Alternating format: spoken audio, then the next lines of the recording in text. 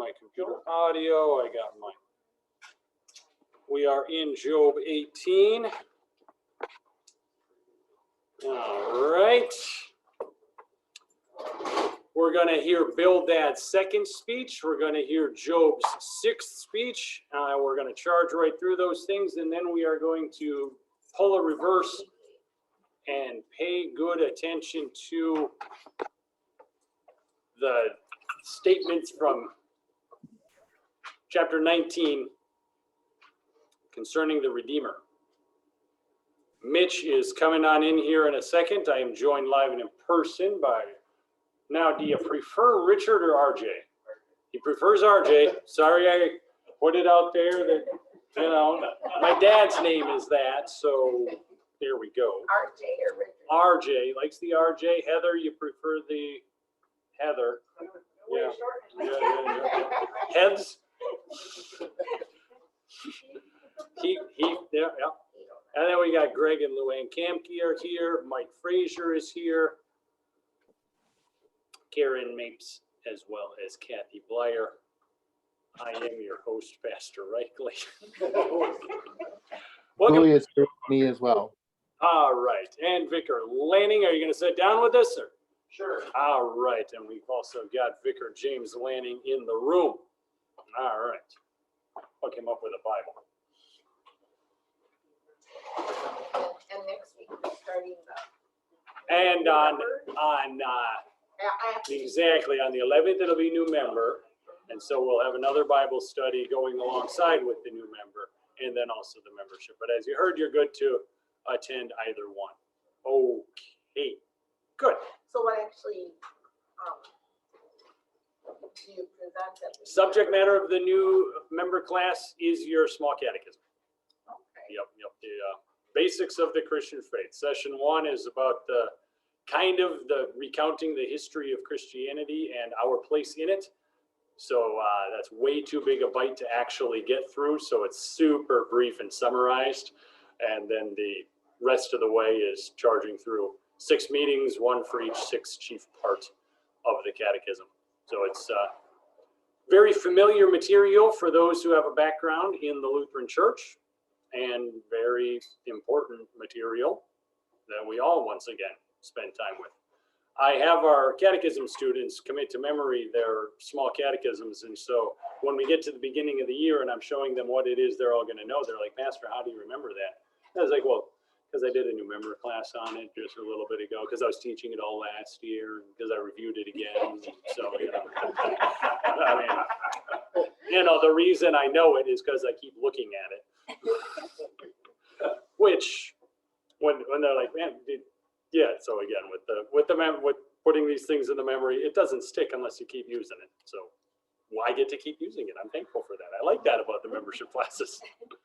Right now, we are going to go ahead and hear Bildad's second speech. And so let's hear verses 1 through 4, which I understand to be Bildad's introduction to his second speech.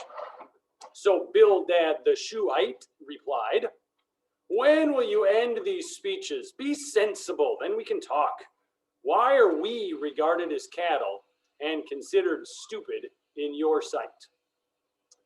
You who tear yourself to pieces in your anger, is the earth to be abandoned for your sake? Must the rocks be moved from their place?" He introduces his speech once again, pointing out, Job, we have as much reason to be heard as you have to be heard. And then the bit in verse 4, is the earth to be abandoned for your sake, or the rocks be moved from their places? Once again, just don't think too highly of yourself in verse 4 there. What chapter are we on? I'm in chapter 18. It says 17 on the paper. Oh. Sorry, everyone. You know, normally I'm sharing the screen here so that we can see this for on the review. So there we go on that. Yeah, look at that. I got it wrong. So we are in chapter 18, everyone. Wow, we messed that up. I mean, you put 18 through 19 correctly on the top. Got it good on the top. Got it good on the top. Oy. So there are certain places it's good. Let me give you the summary of his whole speech then. So he's introduced his speech. Job, why do you consider us so stupid? Job, why do you consider yourself so important? That's what the bit about the earth to be abandoned, the rocks to be moved, all this. Then he goes on for a solid 17 verses or so here to make the point, evil people suffer. Evil people suffer. Over and over. So I want you to have that summary as you then listen to verses 5 through 21, because he is going to be hitting over and over on this point. Who are those who suffer? Evil people. We got, that looked like my son August coming in and then going right back out. All right. So the lamp of the wicked is snuffed out. There's my son Julius. Welcome in. See you later.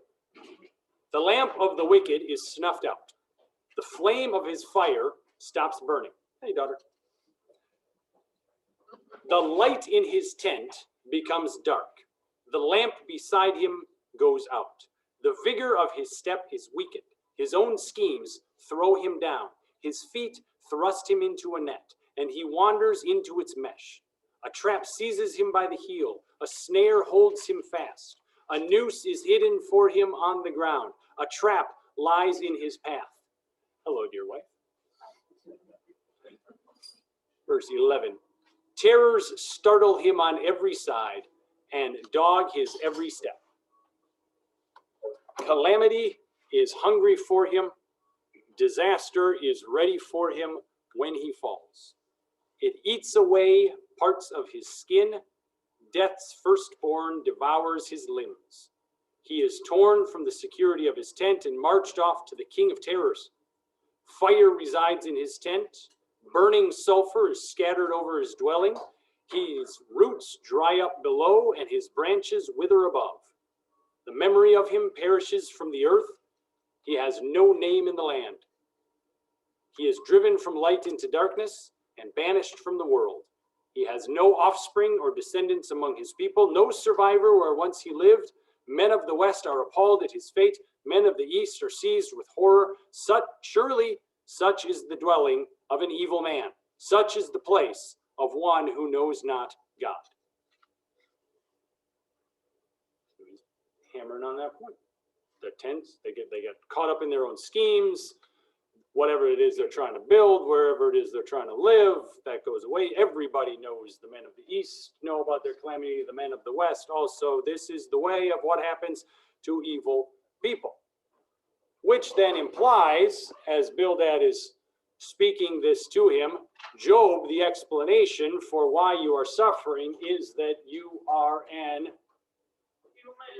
you're evil and you need to repent because you're suffering. Look at what all happens to the evil people. Consider what has happened to you. How do you not see that you have an evil to repent of? So please, Job, repent. And as I glanced back at chapter 8 to read Bildad's first speech, he was on this point 10 chapters ago when he said, I summarized it, God destroys people who ignore him. So don't ignore him.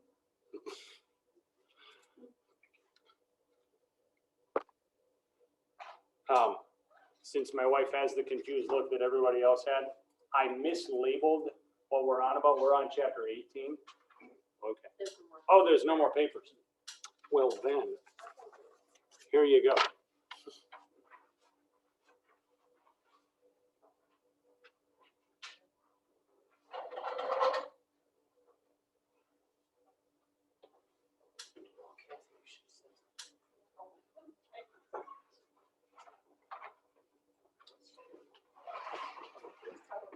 We're going to spend just a few moments more with Bildad's second speech, but first let's have Job's sixth speech. So, in 19, Job replied, how long will you torment me and crush me with your words? 10 times now you have reproached me. shamelessly you attack me. So I counted. They then actually spoken 10 different times. So what does Job mean when he says 10 times you have spoken me? Yeah. A lot. There we go. Nice. It's like 1,000,000 times. All I ever hear from you guys. It's like 1,000,000 times. Nicely done. I'm going to go along with Luann's explanation.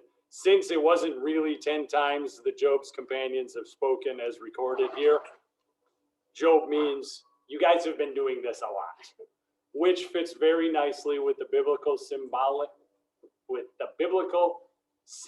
use of the number 10, meaning like all the time, like all of it. 10 frequently shows up in that. That's why we have 10 commandments, all the commandments, other such places. All right, 4 through 7. If it is true that I have gone astray, my error remains my concern alone. If indeed you would exalt yourselves above me and use my humiliation against me, then know that God has wronged me and drawn his net around me. That though I cry, I have been wronged, I get no response. Though I call for help, there is no justice. So who does Job direct his complaint against? Right. He's got these companions over and over chiming in, you're doing this wrong, you're doing that wrong. He's like, look, guys, my argument isn't with you. My argument's with God. He's the one who has done and doing all this. And so he's the one that I am lifting my voice up against. So then I would have you consider, does Job ever really disagree with Bildad's speech? He has blocked my way, so I cannot pass. Bildad said, a trap seizes him by the heel, a snare holds him fast. Job says, he has removed the crown from my head. Bildad had just said, well, why did I equate that? He said, the lamp beside him goes out. He removed the crown from my head. The lamp beside him goes out. Oh, for crying out loud, I thought it was the one with the kings. Okay. We're going to point out that I incorrectly labeled chapter 17. We are going to say I incorrectly labeled 18:6b as well. And we're going to move on. Oh, no, because I was looking at the wrong one. I see my problem now. In 19:8 verse B, Job says, God has shrouded my paths in darkness. Bildad had said back in verse 6b, the lamp beside him goes out. The lamp he'd be carrying along to see what's going on. Nope, it is dark. Oh, I had it written then. I just was reading it wrong. There's my problem. Job said, he has stripped me of my honor and removed the crown from my head. Bildad had said, the memory of him perishes from the earth. He has no name in the land. Job says in verse 10, he tears me down on every side till I am gone. He uproots my hope like a tree. Bildad had said, he is torn from the security of his tent and marched off to the king of terrors. Job says in verse 11, his anger burns against me, and he counts me among his enemies. Bildad had said, fire resides in his tent, burning sulfur is scattered over his dwelling. Job says in verse 12, his troops advance in force. They build a siege ramp against me and encamp against my soul. Bildad had said, calamity is hungry for him and disaster is ready for him when he falls. So as Bildad is pointing out all these evil things that God does to evil people, Job is pointing out, yes, all of these things God has been doing to me. The marching of his troops, the burning of his anger. He is stripping me of my honor. So no, Job's not really saying anything other than what Bildad had said. In the next section, 13 through 19, Job here is going to complain, now turning his attention to the fact that his family and friends are also instruments of God's punishment and the suffering he's going through. He has alienated my brothers from me. My acquaintances are completely estranged from me. My kinsmen have gone away. My friends have forgotten me. My guests and my maidservants count me a stranger. They look upon me as an alien. I summon my servant, but he does not answer. Though I beg him with my own mouth, my breath is offensive to my wife. Just pause there a moment. He's clearly not brushing his teeth very well. He just ate something terrible. Yeah. Guys, you know what I'm talking about. I am loathsome to my own brothers. Even little boys scorn me. When I appear, they ridicule me. All my intimate friends detest me. Those I love have turned against me. Then, verse 20 gives us a summary verse that ends with words that have become something of a cliche, at least in our New International Version translation. He says, I am nothing but skin and bones. I've escaped with only the skin of my teeth. Not much skin there. It took the Lord in the first section attacking him, then pointing out even family and friends haven't been able to help. So he's escaped with only the skin of his teeth. And he says over the next couple of verses, have pity on me, my friends, have pity, for the hand of God has struck me. So why do you pursue me as God does? Will you never get enough of my flesh? So he pleads to his companion to take a side. I mean, they've been trying to correct him, trying to make him see the wisdom that they know about suffering. And he's, I think in a lot of ways here, acknowledged, yes, you're right.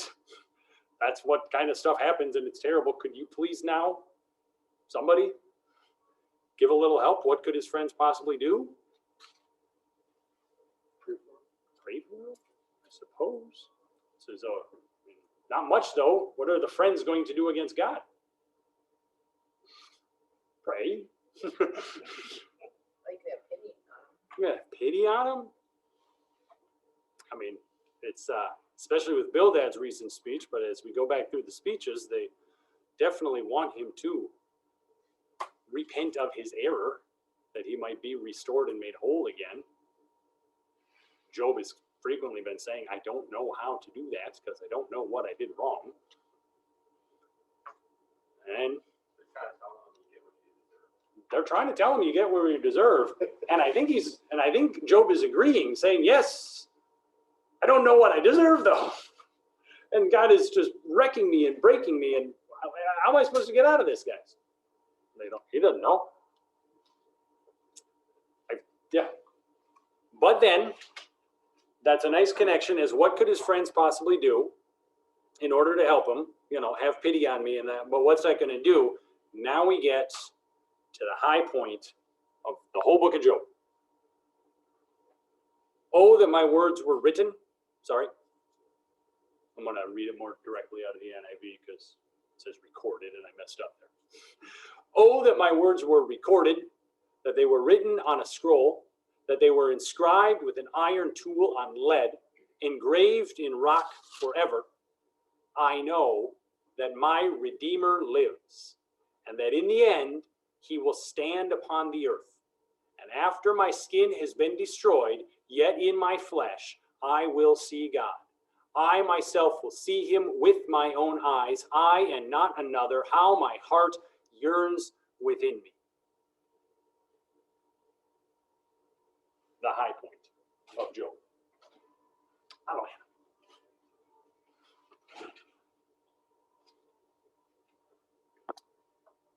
And we will come back to that in a moment. I've got a whole bunch of stuff to inquire about that. But let us hear how Job ends the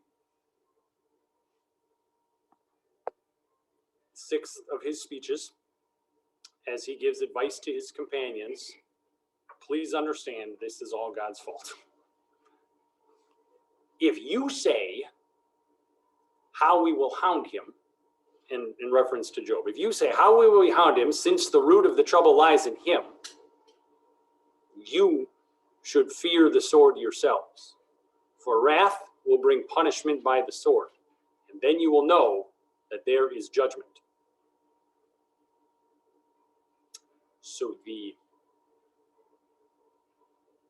response to all of their statements that you are being punished for something here is pointing out, look, the root of the matter is with God. This is his doing. And it would be very dangerous of you to say the root of the matter is with me, because then your suffering is coming next. That there would certainly be reason for the Lord to bring this punishment by sword and judgment that he has brought against Job. Certainly he would bring it to Eliphaz, Bildad, Zophar, and we haven't heard from him yet, but Elihu. So please, guys, this is God's fault. Let's leave it with God. Because if we put ourselves up in front of him, you guys will be in a lot of trouble. Now, this is something that we know as observers because we have been told the heavenly courtroom situation in which the devil brought Job, or which the Lord brought Job to the devil's attention, and the devil said, well, if we hurt Job, he's going to fall away from you. And Job had been described over and over as faithful and upright, doing good, and living in the fear of the Lord. Hello, Principal. All right. Ending time then with the high point of Job.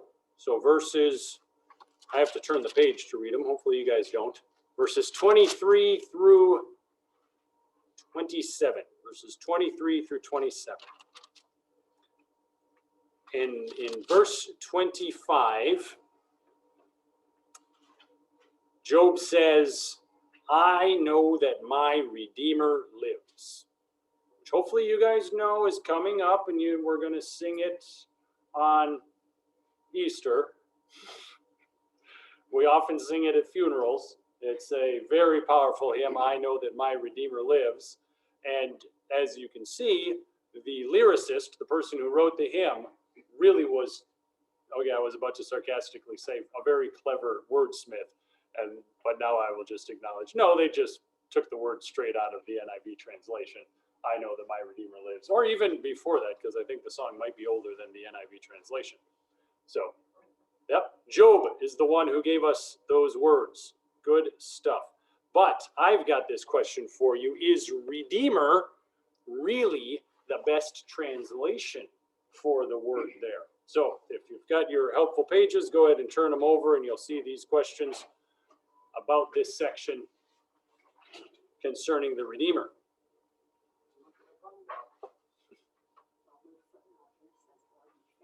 Defender is also a good one.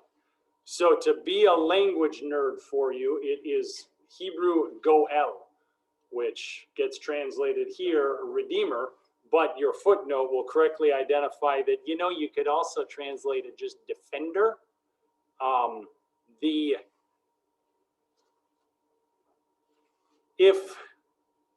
The reason, so is Redeemer really the best translation?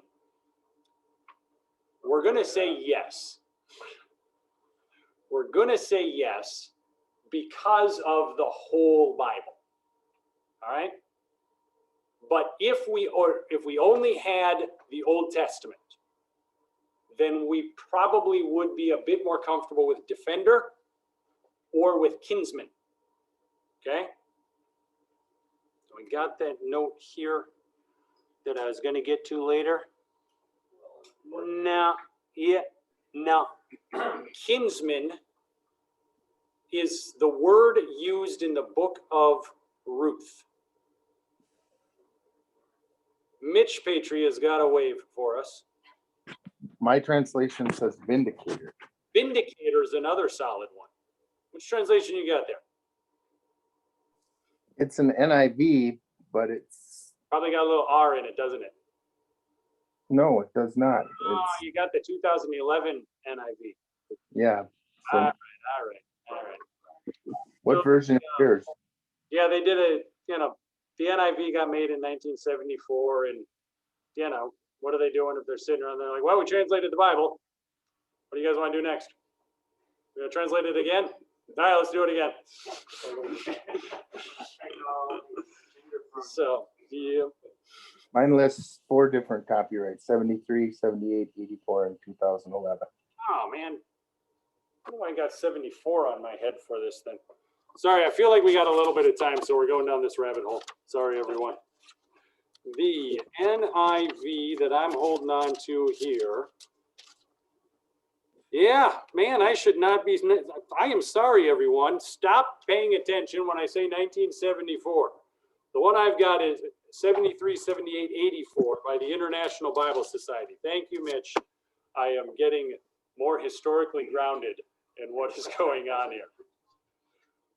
But the Redeemer, because of having the whole witness of Scripture, New Testament, Old Testament, Goel is really good to translate as Redeemer because it draws the connection very nicely into Jesus of Nazareth himself. But if we were just sitting with the Old Testament, we might like kinsman, we might like vindicator, we might like defender, as Goel shows up, especially in the book of Ruth, as the kinsman who is supposed to help out Ruth and her mother-in-law, Naomi. Now, he redeemed them, but he did so as a kinsman. It was his familial responsibility to take care of his extended family's material needs. So what he did was, of course, redeem them, but it was a kind of a property thing going on there, and you'd probably more so say he had that legal responsibility, that vindication, that defender to make sure Ruth and Naomi didn't end up homeless. So there we go on that. So yes, we like Redeemer is really the best translation, but when Job writes it down, he's drawing on this body of knowledge about how this is what people who defend others, sometimes kinsmen related, so they're obligated to have to be about. I know that my Redeemer lives. I know that my kinsman lives. I know that my vindicator defender lives. But when we think on the Old Testament, with God acting as a Redeemer, we see that most clearly in the story of the Exodus. When the Lord frees his people, the Hebrews, from slavery, when he defends their lives, when he works on their behalf in order, we've heard redeem them from slavery on numerous occasions because he got them out of that situation. So as the Lord does his redeeming in the Old Testament, the most definitive revelation of it is in the Exodus. All right. Yes, Vicar. Looking at some of these notes, in Leviticus 25, it says, then after his soul he may be redeemed, he's talking about a slave, one of his brothers may redeem. So so there's that good connection of getting out of slavery situation, which I think we can all agree even the best treated slave would consider his situation to be one of suffering and debasement in order to be, owned and obligated in that way, but then to be given your freedom, that's a big plus. And Levitical law shows this is how a person can be bought back out of slavery. So in verse 25, sticking with verse 25, we've got ourselves the 1973 version. Now I'm going to be interested in, again, Mitch, since you've got the 2011 version in front of you, how well it does with part with the second half of verse 25, which says, in the end, he will stand upon the earth. This does a good translation. Let me tell you why the NIV does a pretty good job in verse 25b, saying in the end, because that communicates well for us that the Redeemer who is alive is the last line of defense and cannot be breached, cannot be conquered, cannot be brought, won't fail in his mission. In the end, he will stand upon the earth. That when the dust all settles, when everything's all over, he's going to be the one standing. So he's not the one who might give it a go and might succeed. No, in the end, when it's all over, it'll be him. Your last best hope. And my version does say on my grave. On my grave. Ours does too. Ours is 78. In the footnote or Footnote on the bottom. In the footnote. in the bottom, but in the text itself? No, in text says on the earth. 25. 25b, I know that my Redeemer lives, and in the end he will stand upon the earth. And then the E Correct. is on my grave. It says. No, that he would stand upon my grave. So in the end is still going to be there. Okay. It's the word here is afar. Okay, so the dust. Yeah, afar is the dust. And then, so I can see how a translator would point out that afar can mean to where your remains change to dust. But afar is also dust of the earth, just kind of dusty place. Yeah, same when God says for dust you came and from dust you shall return. But the concern I've got in pointing this out is not so much about the earth bit, it's about the end bit. Hello, Patty. The last best hope. There we go. That's what we're thinking of. Also, the standing bit can give you a nice, right? Oh, yeah. So the standing bit there also can certainly hint at a resurrection, right? Because he's dead, but he stands up. Also, what action in a courtroom would a stand be? We have heard defender as the potential translation for instead of the word, what's the word I'm trying to say? Instead of redeemer.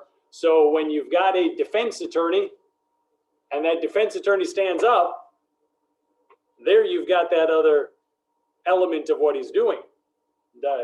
You're there on trial. Yeah, I mean, you better just sit down and shut up because the judge doesn't want to hear from you. But you've got a defense attorney, one who stands up on your behalf, one who has risen from the grave, and he will know why it is you can indeed be declared not guilty. So that goes along nicely with the sense of a defender. So if we stay in the courtroom, I know that my defender lives, my defense attorney lives, and in the end, when it's all over, he's going to be the one who is standing. And he is standing on my behalf, and he will have won the case for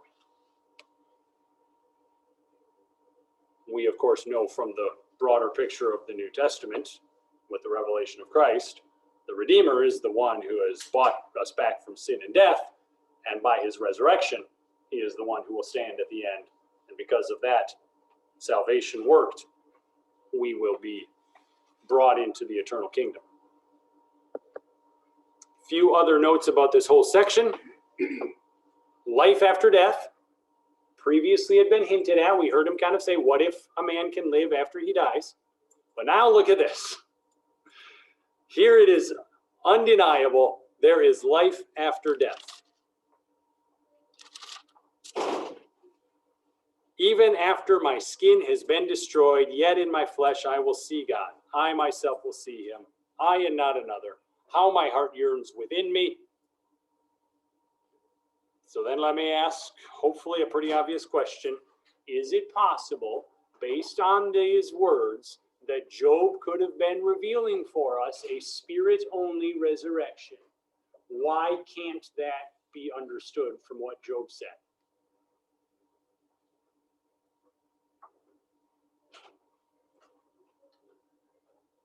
I mean, I guess the answer to my question is no, but why not? Could Job have been thinking spirit-only resurrection? No, of course not. Why not?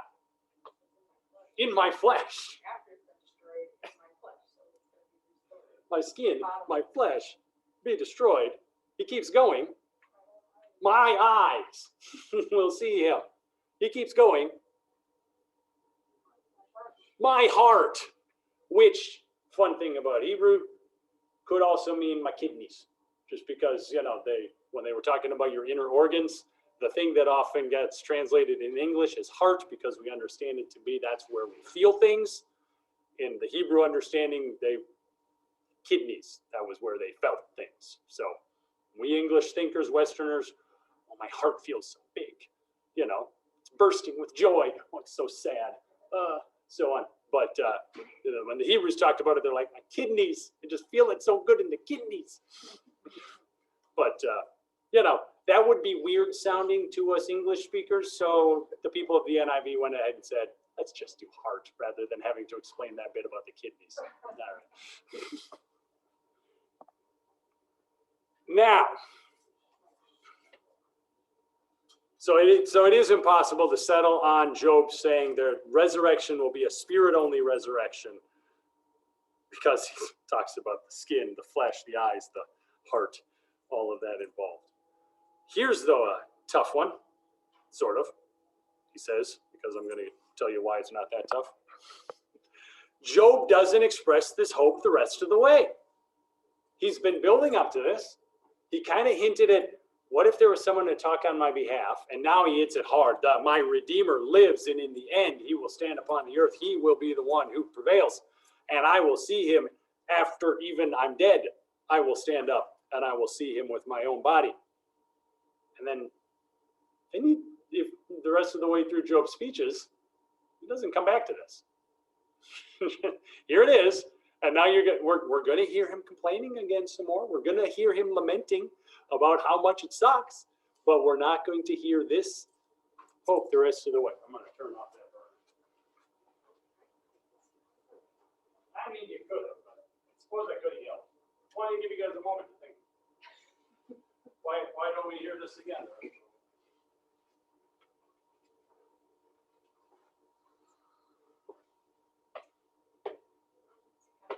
That'll be done, but this is right now.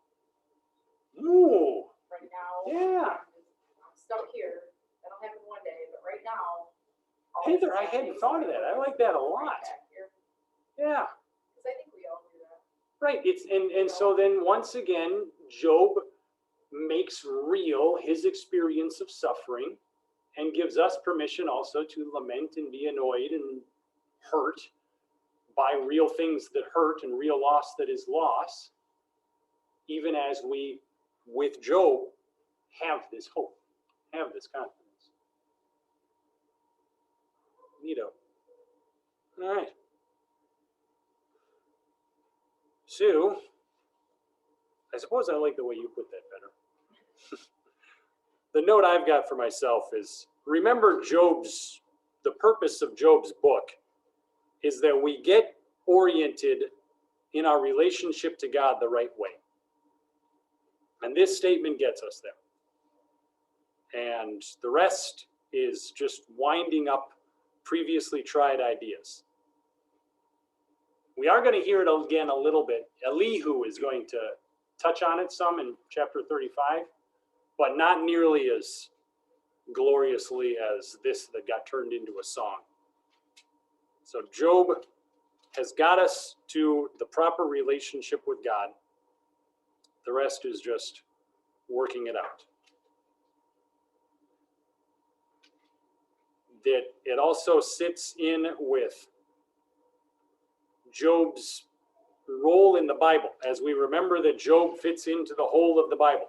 Doesn't sit by itself, but it goes with the rest of the wisdom literature. It goes with the rest of the Old Testament. It goes with the whole canonical 66 books of the Bible. And so how does it fit into those? It prepares us for God's revelation of his Redeemer, for the gospel of Christ.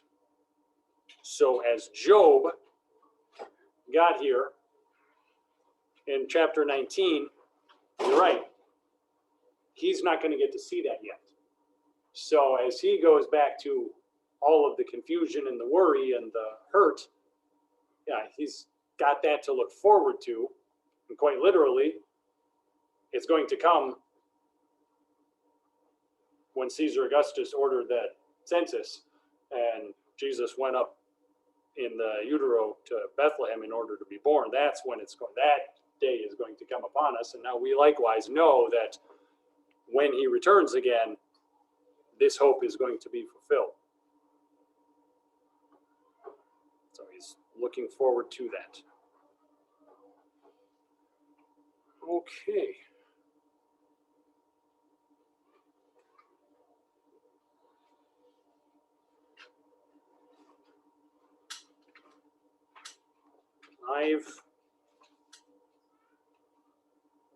We're gonna take a break here from Job. We got to the high point of it. The ending chapters are also incredible when God finally speaks.